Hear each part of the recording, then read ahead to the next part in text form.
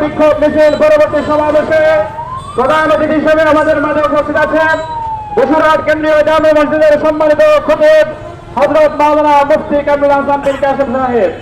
সংগ্রামী ভাইরা, বিক্ষোভ মিছিল পরবর্তী সমাবেশে এ পর্যায়ে সংক্ষিপ্ত বক্তব্য রাখবেন ছাত্রনেতা মোহাম্মদ ইমরান হোসেন। বক্তব্য রাখবেন ছাত্রনেতা ইমরান হোসেন। বিসমিল্লাহির রহমানির রহিম। এই বাংলাদেশ কোরআনের বাংলাদেশ। এই বাংলাদেশে অন্য কোন তন্ত্রমন্ত্র চলবে না। আমরা ইসকনকে নিষিদ্ধ চাই।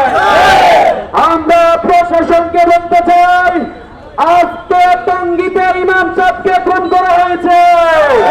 খুনের সাথে যারা জড়িত তাদেরকে অতি দ্রুত চিহ্নিত করে গ্রেফতার করুন। আপনারা যদি আপনাদের কাজ সঠিকভাবে করতে না পারেন তাহলে আমাদেরকে বলেন, আমরা আপনাদেরকে চুরি কিনে দিই, ওই চুরি করে আপনারা বাসায় বসে থাকেন। সর্বশেষ বলতে চাই, আমাদেরকে উগ্র হিন্দুদের নজরে রাখতে হবে।